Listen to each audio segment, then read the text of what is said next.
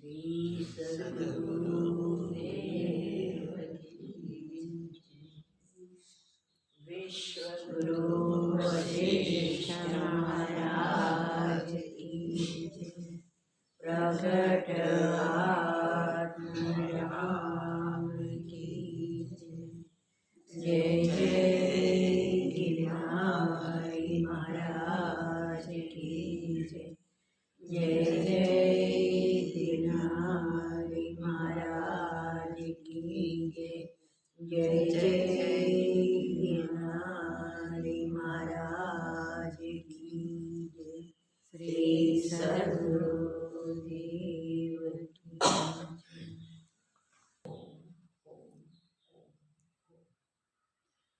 वशिष्ठ महाराज पुरुषार्थ की प्रबलता के लिए सावधान करते हैं, कहते हैं कि परम पद की प्राप्ति के लिए अपने अगाध पुरुषार्थ की आवश्यकता होती है। जो शास्त्र सम्मत और संत जनों के उपदेश के अनुसार अपना जीवन व्यवहार करते हैं, वो अवश्य परम पद की अनुभूति कर सकते हैं, अपने स्वस्वरूप में स्थित हो सकते हैं। इस पुरुषार्थ की बात करते करते वशिष्ठ महाराज किस प्रकार का पुरुषार्थ करना चाहिए, उसके लिए हमें सावधान करते हैं। कई जन्मों के संस्कार लेके इस मनुष्य तन तक पहुंचे हैं, मगर वो संस्कार के अनुसार ही हमारा जीवन चलता है। पूर्व संस्कार के अनुसार जो भी हमारी इच्छाएं वासनाएं होती हैं, वो वासना यहाँ फिर प्रकट होती है, जगती जाती है। तो ये वासना को हम जब तक कंट्रोल नहीं करते, तब तक मनुष्य जन्म में आने के बाद भी परम पद की प्राप्ति का अधिकार मिला है, तब भी हम वहां तक न पहुंच सके जहां विश्रांति है, जहां शांति है, जहां सच्चा सुख है।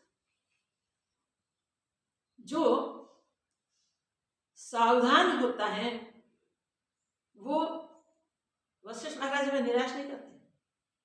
वो कहते हैं कि जो सावधान है वो इस जन्म में प्रबल पुरुषार्थ कर ले, तो वो कितने भी पूर्व संस्कार उसके ऐसे हुए, कितने भी परिस्थिति अपने सामने वासना संयुक्त आ जाए, प्रतिकूल परिस्थिति में भी सत्पुरुषार्थ कर ले, तो इसी जन्म में परमात्मा स्वरूप की प्राप्ति हो सकती है। पुण्य कर्म पूर्व के अच्छे होते हैं, जो सत्कर्म का है वो ज्यादा होते हैं, तो उसकी प्रबलता रहती है। तो सामने सत्कर्म के अनुसार ही संजोग आते हैं। अगर दुष्कर्म ज्यादा है, पाप कर्म ज्यादा है, तो वो सामने आते हैं, इसी के अनुसार के संजोग जीवन में आते हैं। मगर सत्कर्म करने वाला अगर चाहिए इतना पुरुषार्थ न करे, अनुकूलता में भी भोग विलास में गिर जाए और उद्यम न करे, तो हो सके पूर्व पुरुषार्थ उसका यहाँ अधूरा रह जाए और अपने स्वरूप में वो स्थित न हो सके। पाप कर्म दुष्कर्म कितने भी हुए उससे पूर्व के, मगर इस जन्म में हर परिस्थिति को अपने परम पद की प्राप्ति के लिए ही मेरे सामने आई है, मेरे कल्याण के लिए ही ये है, ऐसा समझें, तो वो इस सब को और पावर कर सकता है। सारे हर्डल को लांघ के स्वरूप में जाके स्थित हो सकता है। हम कहते हैं पूर्व ब्रह्म भाव से उद्यम करते करते पूर्णता तक नहीं पहुंचे हुए जो मनुष्य होते हैं वे ब्राह्मण पद में जाते हैं, और फिर उसको बहुत कम करना पड़ता है पुरुषार्थ, मगर वो करे ही नहीं तो पूर्व पुण्य के हिसाब से जो सुख आराम मिलता हो, वे उस सुख आराम में, जगतिक सुख में अगर फंस जाए तो वहां तक की हुई इसकी मेहनत निरर्थक भी हो सकती है।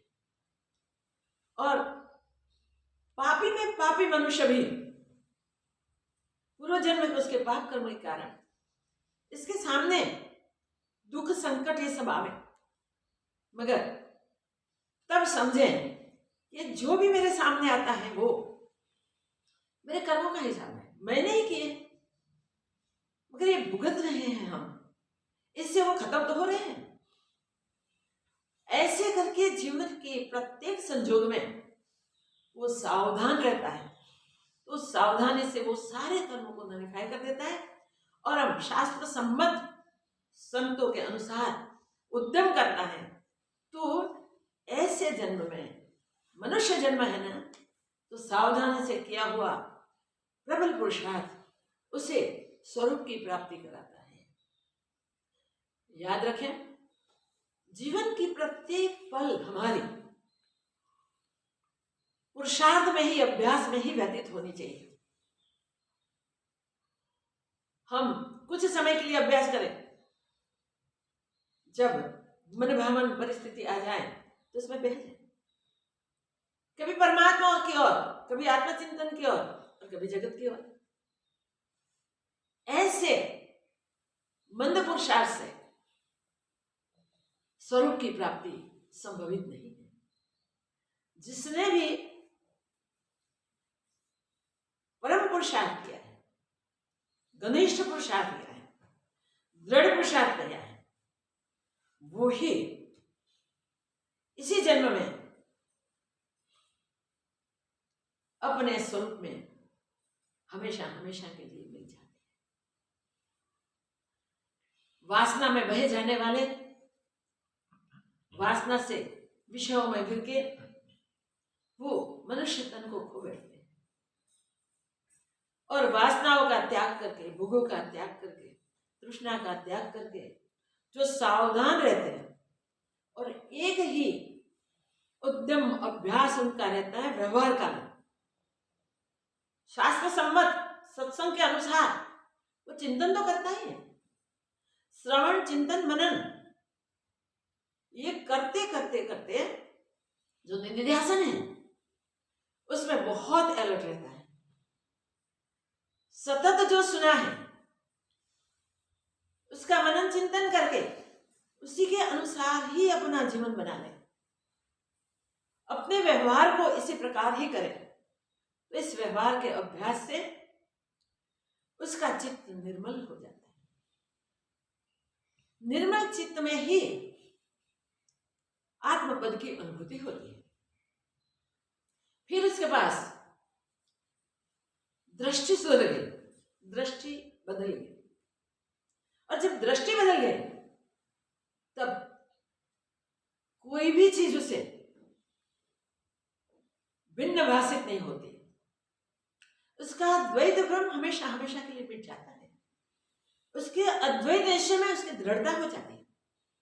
तो याद रखें, जो भी हम शुभ अशुभ कर्म करके इस जन्म में आए हैं, उस शुभ अशुभ कर्म को मिटाने हैं, शुभ को भी मिटाना है, अशुभ को भी मिटाना है। इसके लिए क्या करना पड़ेगा? त्याग, त्याग करना पड़ेगा। अपने व्यवहार में जहां भी जो भी त्यागने योग्य आ जाए उसका त्याग हो जाना चाहिए। पूर्व के सुकृत पुण्य फल सुख लेके आते हैं, मगर ये सब जगतिक सुख है, वो याद रखें हम। और जगतिक सुख हमें अगर प्रिय लग गए तो हम इसमें फंस जाते, निकल नहीं सकते। जागतिक दुख तो ऐसे भी अप्रिय है, उससे बचने के लिए तो हम चाहते ही हैं, चाहे उसको मिटाने के लिए आप पुरुषार्थ करो, चाहे निर्मल दृष्टि से समझ के भोग लो कि वे किए हुए हैं हमें भुगतने।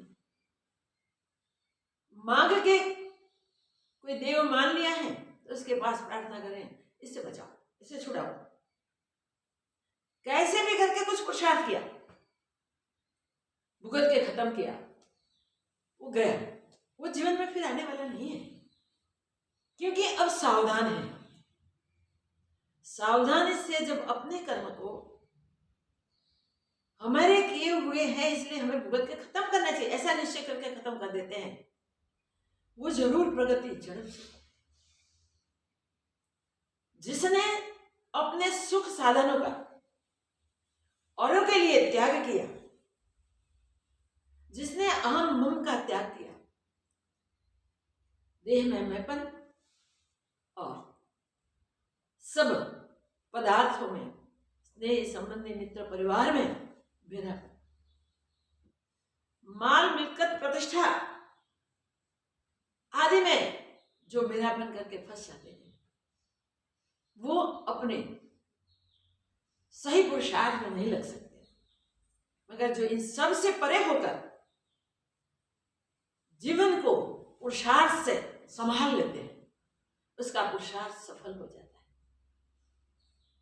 जिसने भी पुरुषार्थ किया है, उसने जो भी सिद्धता प्राप्त की है, वो पुरुषार्थ की उनकी सफलता है। जिसने पुरुषार्थ का ही त्याग कर दिया है, वो कैसे सफल होंगे?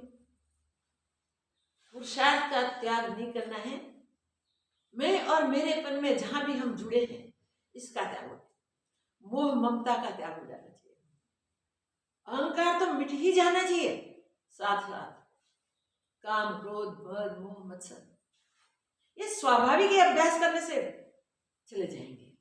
मगर जहां भी आवे वहां अलर्ट हो जाए और उसका सावधानीपूर्ण त्याग। वासना दो प्रकार की होती है, एक शुभ और एक अशुभ। अशुभ वासना के त्याग के लिए हम शुभ वासना को संग्रहित करें, अशुभ का त्याग हो जाए फिर शुभ का भी त्याग कर दो। त्याग ऐसा होना चाहिए कि ज्ञान में भी ममत्व न रहे, स्वयं ज्ञान स्वरूप हो गए अभ्यास से, फिर ज्ञान में कैसे ममत्व? तो इस प्रकार का सर्व त्याग जब हम कर सकते हैं तब हम स्वयं ब्रह्म, फिर तो शब्दातीत स्थिति, और शब्दातीत स्थिति प्राप्त करने के लिए ये प्रबल पुरुषार्थ आवश्यक है। वशिष्ठ महाराज कहते हैं कि जिसने जो पुरुषार्थ किया उसके पुरुषार्थ के अनुसार वो सफलता या सिद्धता प्राप्त करते हैं। हम जो स्थिति में हैं उसके अनुसार हमारा पूर्व पुरुषार्थ है, आज हम जो पुरुषार्थ करेंगे उसके अनुसार हमारी आगे की गति होगी।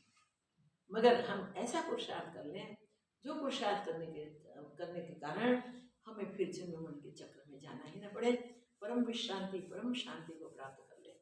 तो जो जो हमारी अशुभ वासनाएं उठे उसको मिटाने के लिए उनके सामने शुभ वासना शुभ इच्छा करें, और शुभ इच्छाएं जितनी भी होवे इस सब इकट्ठी करें, जिससे अशुभ इच्छाएं सारी छूट जाए।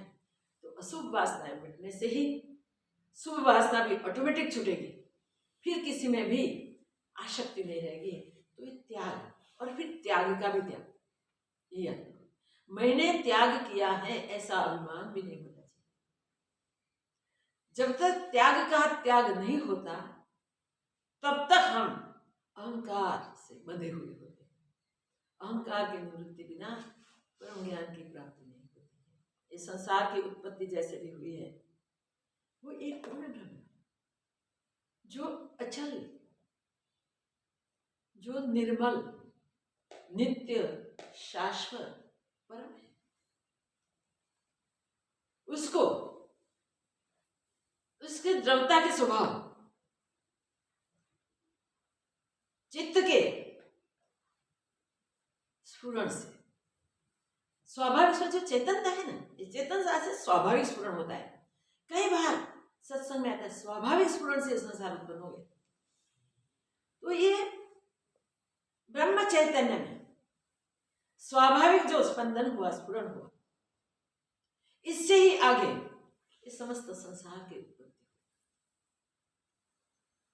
तो ये उत्पत्ति का क्रम आज दिखाएंगे, कैसे विष्णु जी उत्पन्न हुए, कैसे ब्रह्मा जी उत्पन्न हुए, किस प्रकार ये सारा संसार उत्पन्न हुआ, वो वशिष्ठ महाराज बताएंगे। हम वो सावधानी से सुने और निश्चय कर लें कि ये जो बनते हुए पदार्थ, जड़ चेतन संसार के जितने भी हैं, उपस्थित दिखते हैं और लीन होते भी दिखते हैं, वो समुद्र के तरंगों की तरह है, समुद्र के बुदबुदों की तरह है।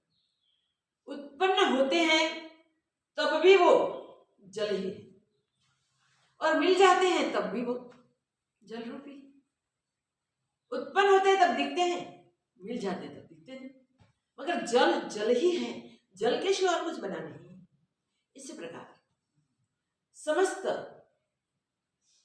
संसार को देख के निश्चय करें, हमने व्यवहार में, ज्ञान को व्यवहार में दृढ़ करना होगा। समस्त संसार को, जड़ चेतन को देख के हम निश्चय करें सर्व ब्रह्म ही है। तो सर्व ब्रह्म का भाव जब दृढ़ीभूत होगा तो ब्रह्म के बिना और दृश्यादिक में हमारी दृष्टि नहीं जाएगी। हम दृश्यादृश्य में नहीं गिरेंगे, आकर्षित नहीं होंगे। हम सर्व ब्रह्म का अभ्यास करते करते अपने व्यवहार में भी सावधान होंगे। ब्रह्म के शिवाय तो कुछ है नहीं, द्वैत तो कुछ बना ही नहीं।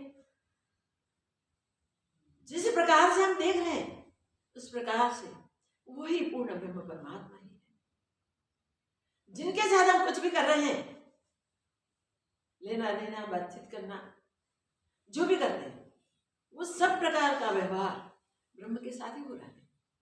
तो ब्रह्म ब्रह्म के साथ ही जुड़ा हुआ है।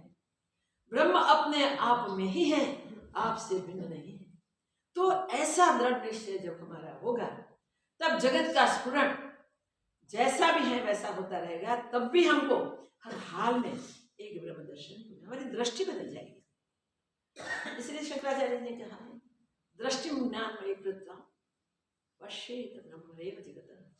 बस कर लो दृष्टि ज्ञान में, सारा जगत ब्रह्म रूप भासित होगा। वो करने के लिए क्या उद्यम करना, वशिष्ठ महाराज बता रहे हैं। हम देखते देखते यहाँ तक आए हैं कि शास्त्र सम्मत और संत जन के अनुभव के अनुसार, उसके गाइडेंस के अनुसार हम अपने जीवन को बना लें, अपने व्यवहार को बना लें, और जो पूर्व हमारी वासनाएं हैं, पूर्व वासनाओं को भी हम जीत लें। अशुभ वासनाओं को जीतने के लिए जो शुभ वासनाएं वो सारी इकट्ठी करें, अशुभ चली जाएगी, फिर वासना मात्र का त्याग, और त्याग का भी त्याग। सबसे श्रेष्ठ वो है कि मैंने त्याग किया तो देह में अभिमान है तो हम बोलते हैं, देहाभिमान रहेगा तब तक हम बंधे हुए हैं, और देहाभिमान से ही संसार में मेरापन भी होता है। मैं मेरे में फंसकर हम बार बार जन्म मृत्यु को प्राप्त होते हैं। इससे बचना है तो त्याग का भी त्याग कर देना चाहिए। अब वशिष्ठ महाराज आगे जो उपदेश करते हैं वो देखेंगे।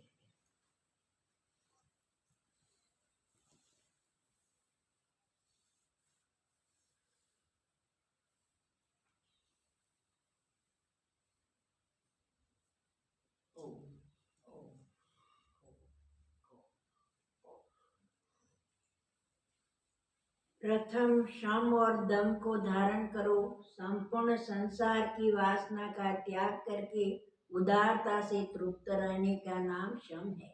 शम, संपूर्ण संसार वासना का त्याग करके उदार आत्मा बन जाओ, वही मन का शमन, जहां कोई भी इच्छा स्फुरित न हो।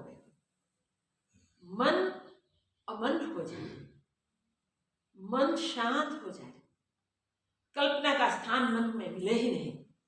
ये मन की शम अवस्था है, समन। शम और दम, इंद्रियों का दमन। और बाह्य इंद्रियों के वश करने को दम कहते हैं। जब प्रथम इनके धारण करोगे तब परम तत्व का विचार आप ही उत्पन्न होगा। शम दम को धारण प्रथम कर लो, फिर आत्म तत्व का विचार स्वाभाविक होगा, आप ही आप होगा। और विचार से विवेक द्वारा परम पद की प्राप्ति होगी। विचार से विवेक उठता है, विवेक प्राप्त होता है। देखो, विचार से विवेक और विवेक से फिर वैराग्य होगा। परम पद की प्राप्ति की जो आवश्यक चीज है, आवश्यक हमारा करना है, इसके लिए हमारा परम मार्गदर्शन कर रहे हैं। मन का शमन करो, बाह्य इंद्रियों को कंट्रोल करो। जो इंद्रिय विषय की ओर जा रही हैं उसको विषय की ओर नहीं जाने दो, उसको स्थिर करो। जो मन भोग मांगता है वो भोग न दो, वो ही इंद्रियों को स्थिर करना है। जिस पद को पाकर फिर कदाचित दुख न होगा और अविनाशी सुख तुमको प्राप्त होगा। विचार से विवेक, विवेक से परम पद की प्राप्ति होगी जो अविनाशी सुख देने वाला है। इसीलिए इस मोक्ष उपाय संहिता के अनुसार पुरुषार्थ करो, तब आत्मपद को प्राप्त वशिष्ठ होगा। महाराज कहते हैं मोक्ष उपाय संहिता, अब जो मैं कह रहा हूँ उसका आश्रय करो, उसके अनुसार अपना जीवन बना लो, तो इससे परम पद की प्राप्ति होगी। पूर्व जो कुछ ब्रह्मा जी ने हमको उपदेश किया है सो मैं तुमको कहता हूँ। पूर्व ब्रह्मा जी ने हमको जो उपदेश किया था वो मैं तुमको अभी कह रहा हूँ। इतना सुनकर राम जी बोले, हे मुनीश्वर, आपको जो ब्रह्मा जी ने उपदेश किया था सो किस कारण किया था और कैसे आपने धारण किया था सो कहो। हे ब्रह्मन, हे प्रभु, वो बताइए कि आपको ब्रह्मा जी ने किस कारण उपदेश किया था और आपने इस उपदेश को कैसे धारण किया, इस उपदेश को अपने जीवन में कैसे रख लिया, कृपा करके बताइए। वशिष्ठ जी बोले, हे राम जी, शुद्ध चिदाकाश एक है और अनंत अविनाशी परमानंद रूप चिदानंद चिदाकाश एक है और अनंत अविनाशी परमानंद रूप चिदानंद स्वरूप ब्रह्म है। अनंत परमानंद स्वरूप ब्रह्म एक है। उसमें संवेदन स्पंद रूप होता है, वही संवेदन का स्फुरण होता है, वही विष्णु होकर स्थित हुआ है। विष्णु होकर पहला स्पंदन ब्रह्म में विष्णु होकर स्थित हुआ है। वे विष्णु जी स्पंद और निस्पंद में एक रस है, कदाचित अन्यथा भाव को विष्णु से स्पंद होवे या अचल होवे, स्पंद और निस्पंद में एक ही भाव में है, अचल है, वो कभी भी चलित नहीं होते। जैसे समुद्र में तरंग उपजते हैं वैसे ही शुद्ध चिदाकाश से स्पंद करके विष्णु उत्पन्न हुए हैं। शुद्ध चिदाकाश के स्पंद कर, शुद्ध चिदाकाश में स्पंदन करके विष्णु जी उत्पन्न हुए हैं। उन विष्णु जी के सुवर्णवत नाभि कमल से ब्रह्मा जी प्रकट हुए हैं। विष्णु का नाभि कमल स्वर्ण जैसा, उसमें से ब्रह्मा जी प्रकट हुए हैं। उन ब्रह्मा जी ने ऋषि और मुनीश्वरों सहित स्थावर जंगम प्रजा उत्पन्न की और उस मनोराज्य से जगत की उत्पत्ति। ब्रह्मा जी ने मनोराज्य से संपूर्ण जगत की उत्पत्ति, ऋषिश्वर मुनीश्वर सहित सारा संसार उत्पन्न कर दिया, संपूर्ण जगत उत्पन्न किया। उस जगत के कोने में जो जम्बूद्वीप भरतखंड है उसमें मनुष्य को दुख से आतुर देख उनके करुणा उपजी, जैसे पुत्र को देखकर पिता के करुणा उपजती। जैसे पुत्र को दुखी देखे तो पिता को करुणा उपजती है, वैसे ये जगत में एक कोण में भरतखंड में मनुष्यों को दुखी देख के ब्रह्मा जी को करुणा उपजी। तब उनके सुख के निमित्त तप उत्पन्न किया कि तब ब्रह्मा जी ने मनुष्यों को सुख देने के लिए, सुख उनके सुख के निमित्त तप के लिए, तप का मार्गदर्शन किया, तप उत्पन्न किया। सुखी हो और आज्ञा की कि तप करो। और सबको आज्ञा कर दी तप करो। तब वे तप करने लगे और उस तप करने से स्वर्ग आदि को प्राप्त होने लगे। फिर वो सब मनुष्य तप करने लगे और तप का परिणाम शुभ कर्म हुआ ना, शास्त्र आज्ञा अनुसार कर्म, वो पुण्य कर्म हुआ, इसलिए स्वर्गाधिक को प्राप्त होने लगे। पर उन सुखों को भोग कर वे फिर गिरे और दुखी हुए। जो भी कर्म किए थे शुभ शास्त्र सम्मत कर्म थे, उससे वो स्वर्ग में गए, उसके परिणाम में स्वर्ग के सारे सुख मिले। मगर जब वो कर्म का परिणाम पूरा हुआ, फल पूरा हुआ, तब वो गिराए दिए गए, तब फिर दुखी हुए। पर उन सुखों को भोग कर वे फिर गिरे और दुखी हुए। ब्रह्मा जी ने ऐसे देखकर सत्यवाक रूप धर्म को प्रतिपादन किया। सत्य वचन, सत्य वाक रूप धर्म को प्रतिपादित किया। देखा कि ये तो सत्कर्म करके उसका फल भुगतते, फिर दुखी हो जाते हैं, फिर गिरते हैं, तो सत्यवाक का प्रतिपादन किया और उनके सुख के निमित्त आज्ञा की, और उनके सुख के लिए आज्ञा की।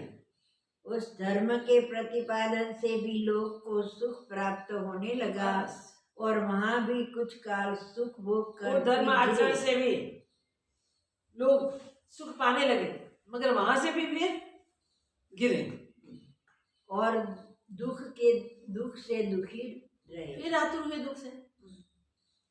फिर ब्रह्मा जी ने दान तीर्थादि पुण्य क्रिया उत्पन्न करके उनको आज्ञा दी। दान आदि की पुण्य क्रिया करने के लिए फिर ब्रह्मा जी ने उनको आज्ञा दी। उनके सेवने से तुम सुखी रहोगे, और कहा कि इनका सेवन करने से तुम सुखी रहोगे। जब वे जीव उनको सेवने लगे, दान इत्यादि करने लगे जब जीव, तब बड़े पुण्य लोक में प्राप्त होकर, तब उसके बड़े बड़े पुण्य लोक में, देखो उनकी गति बड़े बड़े पुण्य लोक में हुई, वहां सुखी हुए। और फिर कुछ काल अपने कर्म के अनुसार भोग कर गिरे।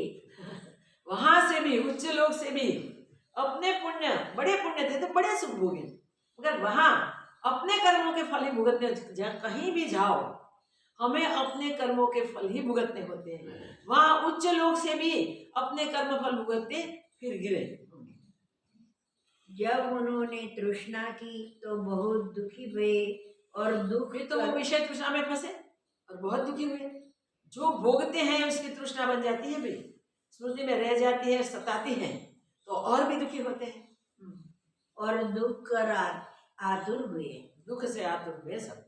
उस समय ब्रह्मा जी ने देखा कि यह जीवन और मरण के दुख से महादीन होते हैं, सब जीवन मरण के दुख से महादुखी होते हैं, महादीन होते हैं। इससे यह उपाय कीजिए जिससे उनका दुख निवृत्त हो। अब ये उपाय करना चाहिए जिससे इनका सबका दुख निवृत्त हो गए। हे रामचंद्र जी, ब्रह्मा जी ने विचारा कि इनका दुख आत्मज्ञान बिना निवृत्त नहीं होगा। अब ब्रह्मा जी ने विचार किया कि इन सब का दुख आत्मज्ञान के बिना निवृत्त नहीं होगा, इसका दुख निवृत्त नहीं होगा, उन्हें सुख नहीं मिलेगा आत्मज्ञान के बिना। आत्मज्ञान एक ही उपाय है जिससे परम सुख की प्राप्ति होती है। इससे आत्मज्ञान को उत्पन्न कीजिए जिससे ये सुखी हो गए। इन सबको सुखी करने के लिए आत्मज्ञान उत्पन्न करने का ब्रह्मा जी ने सोचा। इस प्रकार विचार कर वे आत्म तत्व का ध्यान करने लगे। वे आत्म तत्व का इस प्रकार विचार करके ध्यान करने लगे। सब जीवों के सुख के निमित्त ब्रह्मा जी आत्मज्ञान का ध्यान करने लगे। उस ध्यान के करने से शुद्ध तत्व ज्ञान की मूर्ति होकर मैं प्रकट हुआ। ब्रह्मा जी के उस ध्यान से शुद्ध तत्व ज्ञान की मूर्ति होकर मैं प्रकट हुआ। तो ब्रह्मा जी के वशिष्ठ महाराज मानस पुत्र है, और क्या ज्ञान के लिए मानस पुत्र है, तो ज्ञान स्वरूप है स्वयं। मैं भी ब्रह्मा जी के समान हूँ, जैसे उनके हाथ में कमंडलू है वैसे मेरे हाथ में भी है। मैं ब्रह्मा जी के बराबर हूँ, समान हूँ। उनके हाथ में जैसे कमंडलू है वैसे मेरे हाथ में भी कमंडलू है। जैसे उनके कंठ में रुद्राक्ष की माला है वैसे मेरे कंठ में भी है, और जैसे उनके ऊपर मृगछाला है वैसे ही मेरे ऊपर भी है। मेरा शुद्ध ज्ञान स्वरूप है और मुझको जगत कुछ नहीं भासता। मेरा शुद्ध ज्ञान स्वरूप, और फिर मुझे जगत कुछ नहीं भाषित होता था। मैं बिल्कुल आबेहूब ब्रह्मा हूँ। ब्रह्मा की तरह मैंने कंठ में रुद्राक्षी माला धारण की है, हाथ में कमंडल है, मृगछाला है। सब ब्रह्मा जी ने जो धारण किया है वो सब मेरे पास है। मैं वैसा ही वैसा हूँ क्योंकि मैं ज्ञान स्वरूप हूँ। और जगत भासता ही मुझे है जगत भाषित नहीं होता, और भासता है तो स्वप्न की नाई भासता स्वप्न है। जैसा भाषित होता है। तब ब्रह्मा जी ने विचार किया कि इसको मैंने जीवों के कल्याण के निमित्त उत्पन्न किया है, और यह तो शुद्ध ज्ञान स्वरूप है। और तब ब्रह्मा जी ने विचार किया कि जीवों के सुख के लिए मैंने इसको उत्पन्न किया, मगर तो पूर्ण शुद्ध ज्ञान स्वरूप है। और अज्ञान मार्ग का उपदेश तब हो जब कुछ प्रश्नोत्तर हो। अज्ञान की निवृत्ति के लिए तब कुछ कहा जाए, जब कुछ प्रश्न उत्तर हो। इस सत्संग तब हो सकता है जब प्रश्न उत्तर हो सके। अज्ञान की निवृत्ति के लिए कोई प्रश्न करे तो ज्ञान का उपदेश किया जाए ना।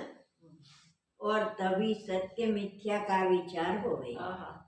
सत्य और मिथ्या का विचार तब हो।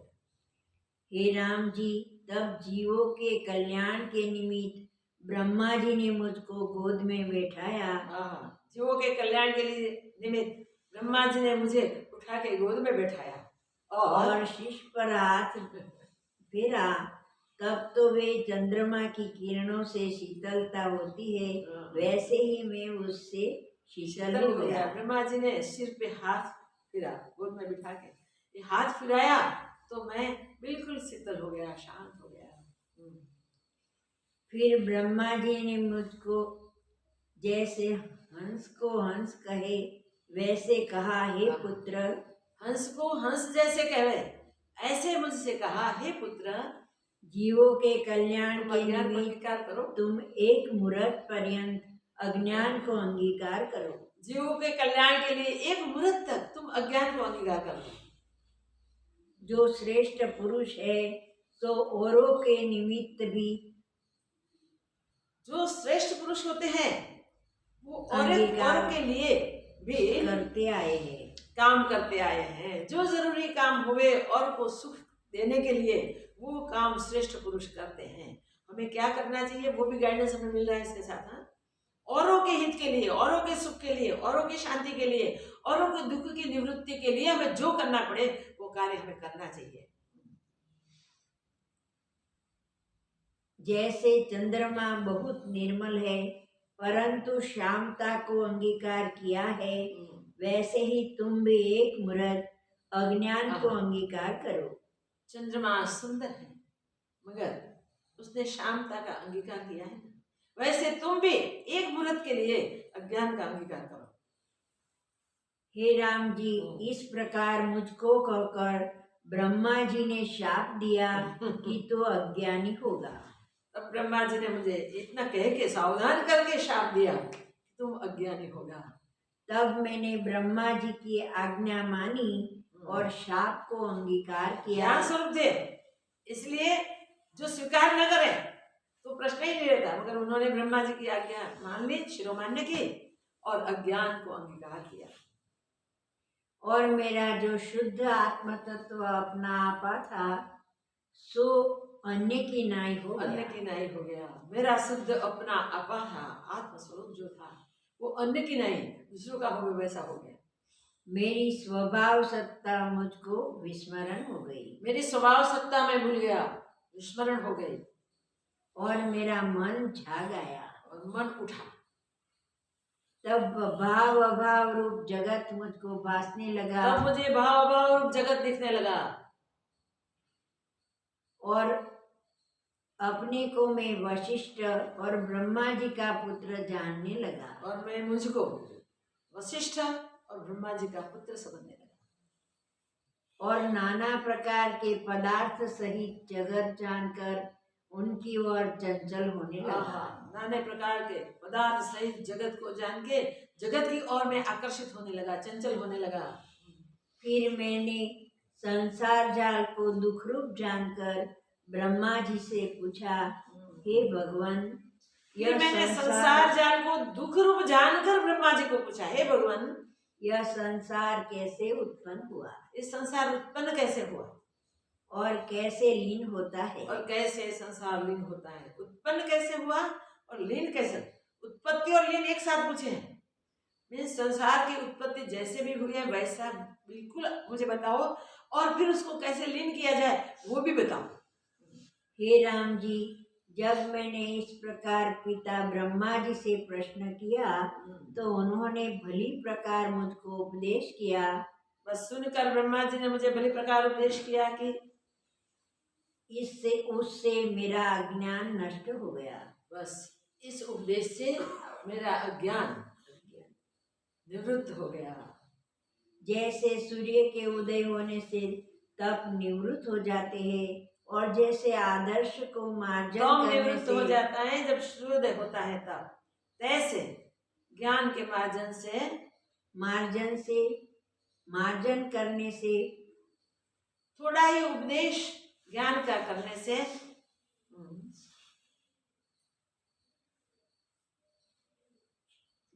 से शुद्ध हो जाते हैं, वैसे ही मैं भी शुद्ध हुआ। पूरा सेंटेंस फिर से।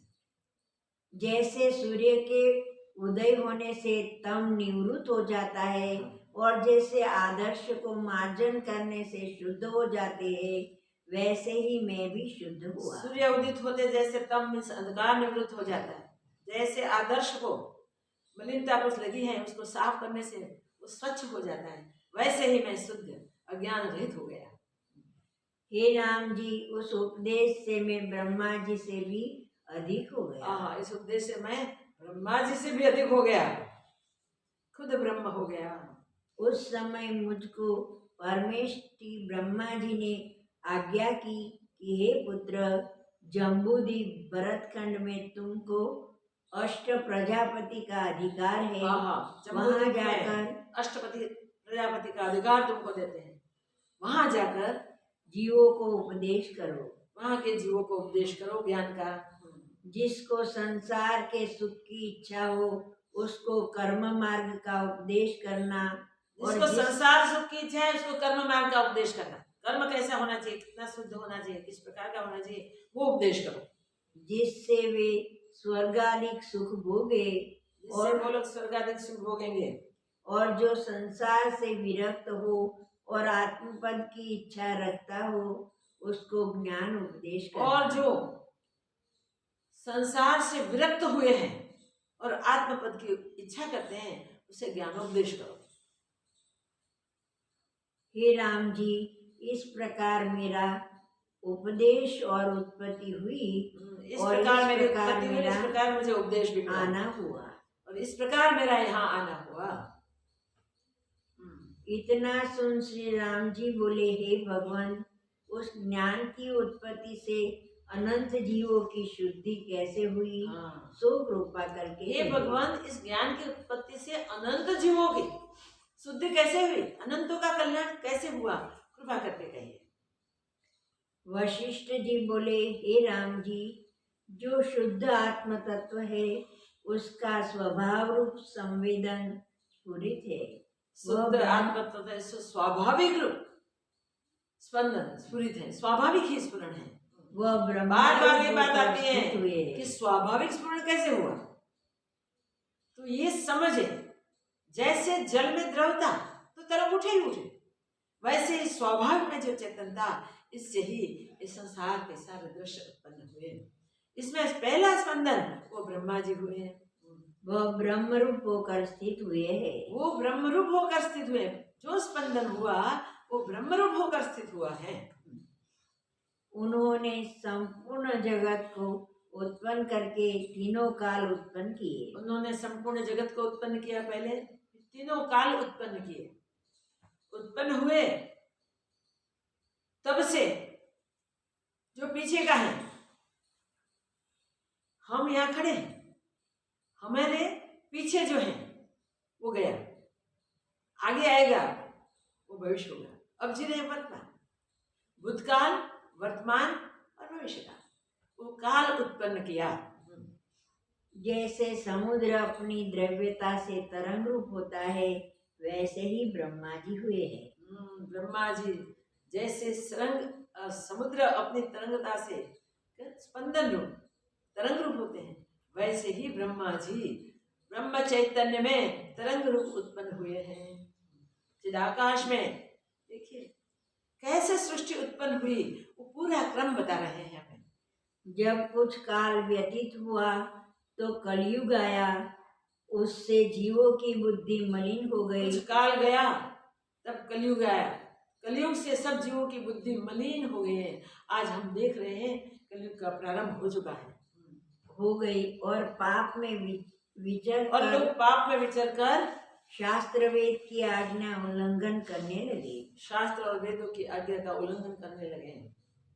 जब इस प्रकार धर्म की मर्यादा छिप गई और पाप प्रकट हुआ, इस प्रकार धर्म की मर्यादा छिप गई, छूट गई और पाप उदित हुआ, तो जितनी कुछ राज धर्म की मर्यादा थी सो भी सब नष्ट हो गई। जितनी कुछ राजधर्म की मर्यादा थी वो भी नष्ट हो गई। आज ये हो रहा है, देखिए।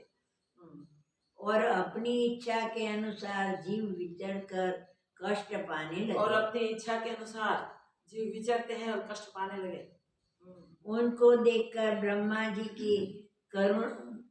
जी को करुणा उपजी और दया करके मुझसे, सनत कुमार से और नारद से बोले कि हे पुत्रों, तुम भूलोक में जाकर जीवों को शुद्ध उपदेश कर। ब्रह्मा जी कितने दयालु हैं, देखो उत्पन्न किया है संसार, उनमें जीवों को दुखी देख के उसको दुखों से निवृत्त करके कितना करने के लिए कितना उद्यम किया।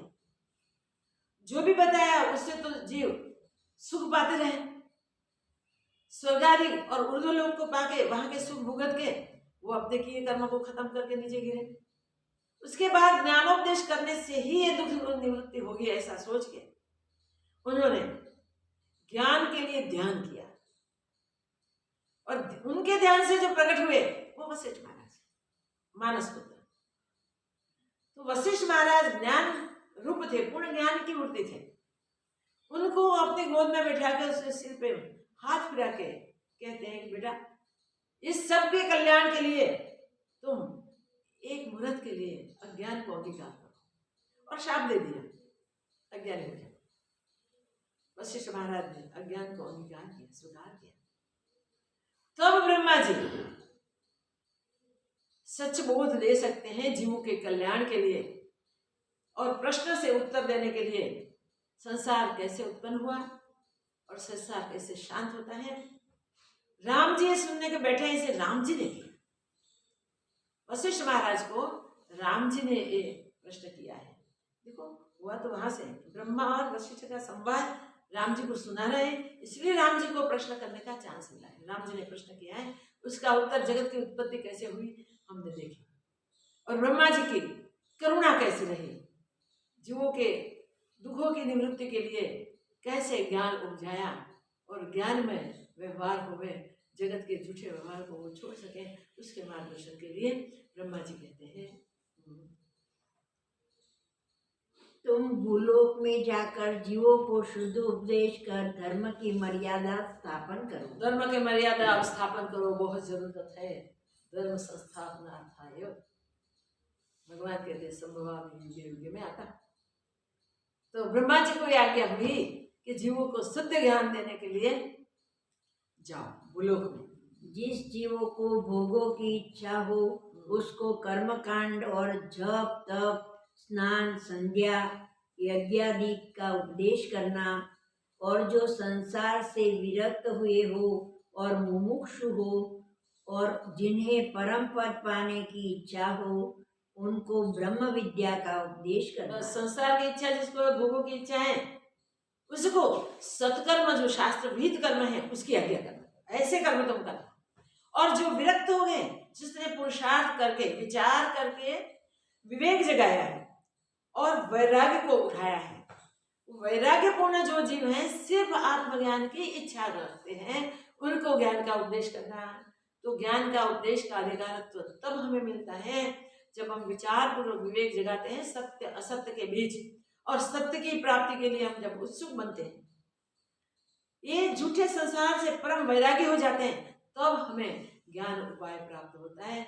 ज्ञान के लिए हमारा अधिकारत्व हमें पहले सिद्ध करना पड़ता है, फिर हमें ज्ञान का उपदेश मिलता है। बाकी तो कर्म का उपदेश है, मगर कलयुग के प्रभाव में सत्कर्म भी छिप रहे हैं। देखिए दुष्कर्म का प्रभाव बढ़ता जा रहा है। यह आज्ञा देकर हमको भूमि लोक में नारद भेजा। जी सनत कुमार और वशिष्ठ जी को इस प्रकार आज्ञा करके भूमि लोक में भेज दिए। तब हम सब ऋषीश्वर इकट्ठे होकर विचारने लगे कि जगत की मर्यादा किस प्रकार हो। फिर हम सब ऋषीश्वर ने इकट्ठे होकर विचार किया कि जगत की मर्यादा कैसे स्थापित करें और इस प्रकार धर्म का स्थापन करें, और जीव शुभ मार्ग में कैसे विचरे, इसके लिए हम सब ऋषीश्वरों ने इकट्ठे होकर विचार किया। तब हमने यह विचार किया कि प्रथम राज्य का स्थापन करो। तब हमने एक मत से विचार किया कि प्रथम राज्य का स्थापन करो, राजा को उपदेश करो पहले।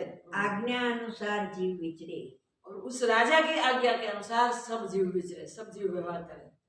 निदान प्रथम दंडकर्ता राज्य स्थापन किया। पहले दंड करने वाला राज्य स्थापन किया, जो गलती करे उसको दंड करे, दंड करने का अधिकार राजा को दिया।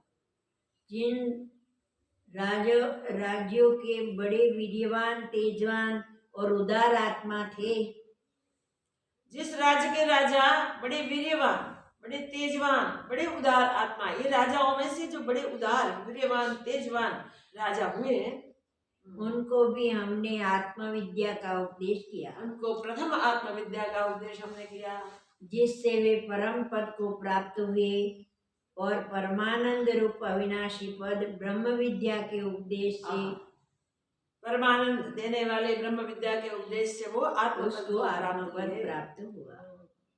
तब वे सुखी हुए, तब वो सुखी हो, राजा सब सुखी हो गए।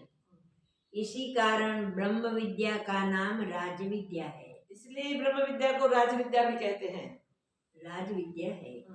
तब हमने वेद, शास्त्र, श्रुति और पुराणों से धर्म की मर्यादा का स्थापन किया। तब हमने वेद, पुराण, श्रुति, पुराणों के आधार, वेद, स्मृति, श्रुति, पुराणों के आधार से धर्म का स्थापन किया। जप, तप, यज्ञ, दान, स्नान आदि क्रिया प्रकट की। जप, तप, यज्ञ, स्नान, दान आदि सब क्रिया भी प्रकट की, और उपदेश किया कि जीव इसके सेवने से सुखी होगा। बस जीव को सुखी होना है तो इसका सेवन करना चाहिए, इसको सेवन करने से सब जीव सुखी होंगे। तब सब फल को पाकर उसको सेवने लगे। तब फल पाकर, फल के ये फल मिलेगा तो इससे प्रभावित होकर सब वो कर्म करने लगे। पर उनमें से कोई विरले निरहंकार हृदय की शुद्धता के निमित्त सेवन करते थे। कोई विरले ऐसे थे निरहंकार शुद्ध हृदय के लिए, ये जो हमने बताया वो इस प्रकार कर्म का सेवन करते थे। हे राम जी, जो मूर्ख थे सो कामना के निमित्त मन में फल के कर्म, मन में फूल के कर्म करते थे। मूर्ख लोग क्या करें, मन में फल के निमित्त, फल की कामना करके कर्म करने लगे, और घटियंत्र की नाय भटक, फिर वो घटियंत्र की नाय कभी ऊर्ध्व और कभी नीचे को जाते थे। जो निष्काम कर्म करते थे उनका हृदय शुद्ध होता था और निष्काम कर्म से अधिकारी होते। जो निष्काम कर्म करते थे उनका हृदय शुद्ध होता था और वो शुद्ध हृदय वाले ब्रह्म विद्या के अधिकारी होते थे। तो निष्काम कर्म करने से अंतस्करण की शुद्धि, हृदय की शुद्धि, और हृदय की शुद्धि से आत्मज्ञान का अधिकार प्राप्त होता है। उस उपदेश द्वारा आत्मपद की प्राप्ति कर कितने तो जीवन मुक्त हुए। इस उपदेश द्वारा आत्मज्ञान को प्राप्त करके कई पुरुष जीवन मुक्त हो गए और कई राजा विदित वेद कई राजा हो गए, कोई विदित वेद हो गए, सिद्ध हो गए, और राज्य की परंपरा चलाई। उन लोगों ने राज्य की परंपरा चलाई और हमारे उपदेश द्वारा ज्ञानी हुए। और हमारे उपदेश द्वारा वो ज्ञानी हुए। राजा दशरथ भी ज्ञानवान हुए और तुम भी इसी दशा को प्राप्त हुए हो। राजा दशरथ भी ज्ञानवान हुए और तुम भी इस ज्ञान स्थिति को प्राप्त हुए हो। जैसे तुम विरक्त हुए हो वैसे ही आगे भी स्वाभाविक विरक्त हुए हैं। जैसे तुम विरक्त आज हुए हो वैसे आगे भी कहीं अधिकारी विरक्त हुए हैं। सो स्वभाव से ही तुम शुद्ध हो, इसलिए इसी स्वभाव से कारण तुम तुम शुद्ध हो। श्रेष्ठ हो। तुम्हें वैराग्य के लिए किसी को कुछ कहना नहीं पड़ा, स्वभाव से तुम विरक्त हो इसलिए तुम श्रेष्ठ हो। जो कोई अनिष्ट दुख प्राप्त होता है उनसे विरक्तता उपजती है। किसी को कोई अनिष्ट कोई दुख की प्राप्ति होवे तो उसको वैराग्य उत्पन्न होवे, इससे विरक्तता होवे। सो तुमको नहीं हुई। तुमको तो वो है ही नहीं, कोई दुख तुमको तो है ही नहीं, तो इस प्रकार तुम्हें विरक्तता नहीं हुई। तुम्हें तो सब इंद्रियों के विषय विद्यमान होने पर वैराग्य हुआ है। सब इंद्रियों के विषय विद्यमान होते हुए भी तुमको तो वैराग्य हुआ है। इससे तुम श्रेष्ठ हो। ऐसे तुम श्रेष्ठ वैरागी हो।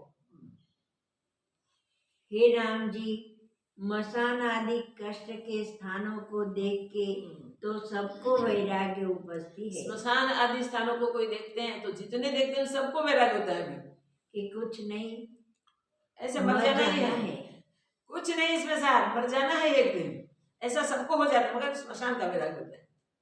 और उनमें से जो कोई श्रेष्ठ पुरुष होता है सो वैराग्य को दृढ़ रखता है। मगर उसी में से भी कोई श्रेष्ठ पुरुष होता है तो वैराग्य को दृढ़ रखता है, छोड़ता नहीं। बाकी तो स्मशान से गए, बाहर निकले और वैराग्य भी गए उनका। और मूर्ख है सो फिर विषयों में आसक्त होते हैं। मूर्ख तो फिर भूल जाते हैं मरना है, वो विषयों में आसक्त हो जाते हैं। इससे जिनको अकारण वैराग्य उपजता है वो श्रेष्ठ है। जिसको कोई कारण बिना ही अकारण वैराग्य उपजता है वो श्रेष्ठ है। हे राम जी, जो श्रेष्ठ पुरुष है सो अपने वैराग्य और अभ्यास के बल से संसार बंधन से मुक्त हो जाते हैं। ऐसा वैराग्यवान श्रेष्ठ वैराग्य पुरुष अपने वैराग्य से और अभ्यास के बल से परम पद को प्राप्त कर लेते हैं। जैसे हस्ती बंधन को तोड़ के अपने बल से निकल जाता है और सुखी होते हैं, वैसे जंजीरों से बांधा हुआ भी हस्ती होवे, मगर वो तो इतना बल वाला होता है चाहे तो सारी जंजीरों को तोड़ के निकल जाता है। वैसे ही वैराग्य और अभ्यास के बल से बंधन से ज्ञानी मुक्त होते हैं। बस वैराग्य और अभ्यास के बल से ज्ञानी ये बंधन से मुक्त हो जाता है। हे राम जी, यह संसार बड़ा अनर्थ रूप है। हे राम पुरुष ने संसार बड़ा अनर्थ का रूप है। जिस पुरुष ने अपने पुरुषार्थ से इन बंधनों को नहीं तोड़ा उसको राग द्वेष रूपी अग्नि जलाती है। जिस पुरुष ने इस प्रकार वैराग्य से अपने बंधनों को नहीं तोड़ा उसको राग द्वेष रूपी अग्नि जलाती है। उसके जीवन में राग द्वेष भर जाते हैं, राग द्वेष से वो जलता ही रहता है। और जिस पुरुष ने अपने पुरुषार्थ से शास्त्रों और गुरु के प्रमाण व युक्ति से ज्ञान को सिद्ध किया है, जिसने अपने पुरुषार्थ से गुरु और शास्त्र के उपदेश के अनुसार अपना पुरुषार्थ किया है वह उस पद को प्राप्त हुआ है। उस पद को आत्मपद को प्राप्त हुआ है। जैसे वर्षा काल में बहुत वर्षा के होने से वन को दावानल नहीं जला सकता, बहुत वर्षा होगी और वर्षा काल में तो दावानल वहां वन को जला नहीं सकता,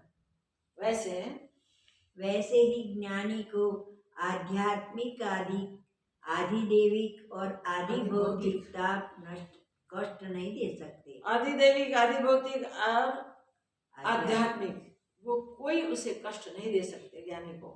हे राम जी, जिन श्रेष्ठ पुरुषों ने संसार को विरस जानकर त्याग दिया है उनको संसार के पदार्थ गिरा नहीं सकते। जो वैरागी हैं संसार के पदार्थों को बिल्कुल तुच्छ जिसने जाना है और त्याग दिया है उसको संसार जला नहीं सकता, दुख सुख कोई उसे परेशान नहीं कर सकते। और जो मूर्ख है उनको गिरा देते हैं। बस मूर्ख तो गिरने का ही कारण है, मूर्ख होते हैं वो गिरते हैं। जैसे तीक्ष्ण पवन के वेग से वृक्ष गिर जाते हैं परंतु कल्प वृक्ष नहीं गिरता, नहीं गिरता। वैसे ही हे राम जी श्रेष्ठ पुरुष वही है जो संसार को विरस जानकर केवल आत्म तत्व की इच्छा।